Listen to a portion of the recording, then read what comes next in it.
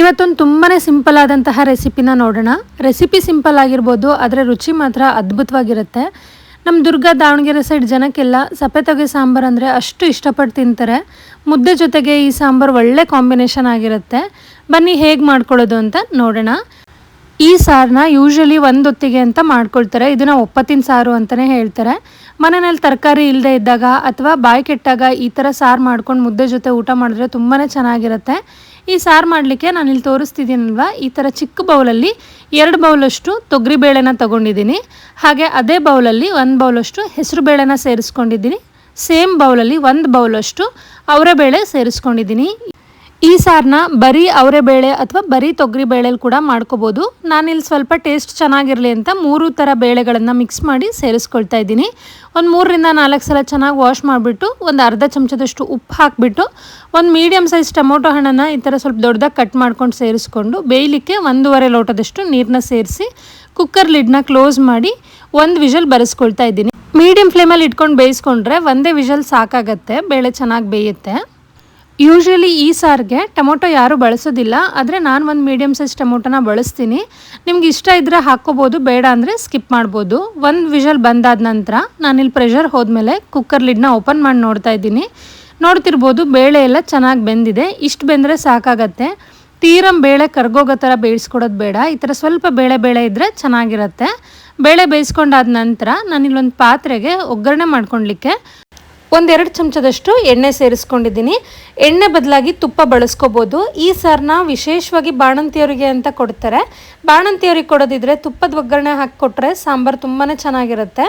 ಒಗ್ಗರಣೆಗೆ ನಾನಿಲ್ಲಿ ಒಂದು ಅರ್ಧ ಚಮಚದಷ್ಟು ಸಾಸಿವೆ ಸೇರಿಸ್ಕೊಂಡಿದ್ದೀನಿ. ಹಾಗೆ 1 ಚಮಚದಷ್ಟು ಜೀರಿಗೆ, ಒಂದು 3 ರಿಂದ 4 ಬೆಳ್ಳುಳ್ಳಿನ ಜಜ್ಜಿಟ್ಕೊಂಡಿದ್ದೆ, ಅದನ್ನು ಕೂಡ ಸೇರಿಸ್ಕೊಳ್ತಾ ಇದ್ದೀನಿ.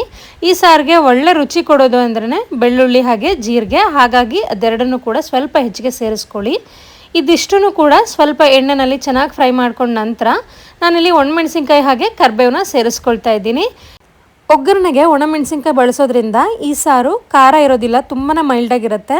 ನಿಮ್ಗೇನಾದರೂ ಸ್ವಲ್ಪ ಖಾರ ಬೇಕು ಅನಿಸಿದ್ರೆ ಒಗ್ಗರಣೆಗೆ 1 ಅಥವಾ 2 ಹಸಿಮೆಣಸಿನ್ಕಾಯಿನ ಉದ್ದುದ್ದ ಸೀಳಿ ಸೇರಿಸ್ಕೋಬೋದು. ಇದಿಷ್ಟು ಫ್ರೈ ಆದ ನಂತರ ನಾನಿಲ್ಲಿ 2 ಮೀಡಿಯಮ್ ಸೈಜ್ ಈರುಳ್ಳಿನ ಸ್ವಲ್ಪ ಮೀಡಿಯಮ್ ಸೈಜಾಗಿ ಕಟ್ ಮಾಡಿಕೊಂಡು ಸೇರಿಸ್ಕೊಳ್ತಾ ಇದ್ದೀನಿ. ಈರುಳ್ಳಿ ಪ್ರಮಾಣ ಸ್ವಲ್ಪ ಹೆಚ್ಚು ಕಡಿಮೆ ಮಾಡ್ಕೋಬೋದು. ನಾನಿಲ್ಲಿ ಸ್ವಲ್ಪ ಜಾಸ್ತಿನೇ ಸೇರಿಸ್ಕೊಂಡಿದ್ದೀನಿ. ಈರುಳ್ಳಿ ಹಾಕಿದ ನಂತರ ಸ್ವಲ್ಪ ಉಪ್ಪನ್ನು ಸೇರಿಸ್ಕೊಳ್ತಾ ಇದ್ದೀನಿ. ಒಗ್ಗರಣೆ ಮಾಡುವಾಗ ಉಪ್ಪು ಸೇರಿಸೋದ್ರಿಂದ ಈರುಳ್ಳಿಗೂ ಕೂಡ ಉಪ್ಪು ಹಿಡಿದಿರುತ್ತಲ್ವ, ತಿನ್ನುವಾಗ ರುಚಿ ಅನಿಸುತ್ತೆ. ಈರುಳ್ಳಿ ತುಂಬ ಮಾಗ್ಸೋದು ಬೇಡ, ಸ್ವಲ್ಪ ಫ್ರೈ ಆದರೆ ಸಾಕು. ನಂತರ ಬೇಯಿಸ್ಕೊಂಡಿರುವಂತಹ ಬೇಳೆನ ಸೇರಿಸ್ಕೊಂಡು ಇದೇ ಟೈಮಲ್ಲೇ ಕನ್ಸಿಸ್ಟೆನ್ಸಿ ಅಡ್ಜಸ್ಟ್ ಮಾಡ್ಕೊಳ್ಲಿಕ್ಕೆ 1 ಲೋಟದಷ್ಟು ನೀರನ್ನ ಸೇರಿಸ್ಕೊಳ್ತಾ ಇದ್ದೀನಿ. ನಾನಿಲ್ಲಿ ಕುಕ್ಕರ್ಗೆ ಸೇರಿಸ್ಬಿಟ್ಟು ಹಾಕ್ಕೊಳ್ತಾ ಇದ್ದೀನಿ. ನೋಡ್ಕೊಳ್ಳಿ, ಸ್ವಲ್ಪ ಗಟ್ಟಿ ಇತ್ತು ಅಂದರೆ ಇನ್ನು ಸ್ವಲ್ಪ ನೀರನ್ನ ಸೇರಿಸ್ಕೋಬೋದು. ನಾವಿಲ್ಲಿ ಹೆಸರು ಬೇಳೆನ ಬೇಯಿಸ್ಕೊಂಡಿರೋದ್ರಿಂದ ಸಾರು ಸ್ವಲ್ಪ ಗಟ್ಟಿ ಆಗುತ್ತೆ. ಹಾಗಾಗಿ ನೀರಿನ ಪ್ರಮಾಣ ಇನ್ನೂ ಸ್ವಲ್ಪ ಹೆಚ್ಚಿಗೆ ಕೂಡ ಸೇರಿಸ್ಕೋಬೋದು. ನಂತರ 1 ಹಿಡಿಯಷ್ಟು ಹಸಿ ತೆಂಗಿನಕಾಯಿ ತುರಿನ ಸೇರಿಸ್ಕೊಳ್ತಾ ಇದ್ದೀನಿ. ಈಗ ಮೀಡಿಯಮ್ ಫ್ಲೇಮಲ್ಲಿ ಇಟ್ಕೊಂಡ್ಬಿಟ್ಟು ಚೆನ್ನಾಗಿ ಕುದಿಸ್ಕೊಳ್ಳೋಣ. ಈ ಸಾರನ್ನ ಬಾಣಂತಿಯವ್ರಿಗೆ ಕೊಡೋದಾದರೆ ಇಷ್ಟು ಗಟ್ಟಿ ಮಾಡ್ಕೋಬಾರ್ದು, ಸ್ವಲ್ಪ ತೆಳ್ಳಗೆ ಮಾಡ್ಕೋಬೇಕು. ಹಾಗೆಯೇ ಹಸಿಮೆಣಸಿನ್ಕಾಯಿ, ಟೊಮೊಟೊ, ಹಸಿ ತೆಂಗಿನಕಾಯಿ ತುರಿ ಯಾವುದನ್ನು ಕೂಡ ಸೇರಿಸಬಾರ್ದು.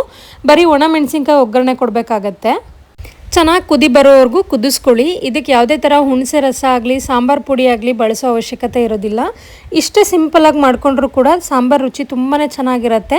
ನೀವು ಕೂಡ ಒಂದ್ಸಲ ಮನೆಯಲ್ಲಿ ಟ್ರೈ ಮಾಡಿ. ಮುದ್ದೆ ಜೊತೆಗಂತೂ ಇದು ಒಳ್ಳೆ ಕಾಂಬಿನೇಷನ್ ಆಗಿರುತ್ತೆ. ಹಾಗೆ ಅನ್ನಕ್ಕೂ ಕೂಡ ಅಷ್ಟೇ ಚೆನ್ನಾಗಿರುತ್ತೆ. ಈ ಥರ ಚೆನ್ನಾಗಿ ಕುದ್ದಾದ ನಂತರ ಚಿಕ್ಕದಾಗಿ ಕಟ್ ಮಾಡ್ಕೊಂಡಿರುವಂತಹ ಕೊತ್ತಂಬರಿ ಸೊಪ್ಪನ್ನ ಸೇರಿಸ್ಕೊಳ್ತಾ ಇದ್ದೀನಿ. ನಾನು ಈ ಸಾರನ್ನ ಮುದ್ದೆ ಜೊತೆಗೆ ಅಂತ ಮಾಡ್ಕೊಂಡಿದ್ದೆ. ನಂಗೆ ತೀರಾ ತೆಳ್ಳಗಿದ್ರೆ ಅಷ್ಟಿಷ್ಟ ಆಗೋದಿಲ್ಲ, ಹಾಗಾಗಿ ಸ್ವಲ್ಪ ಗಟ್ಟಿಗೆ ಮಾಡ್ಕೊಂಡಿದ್ದೀನಿ.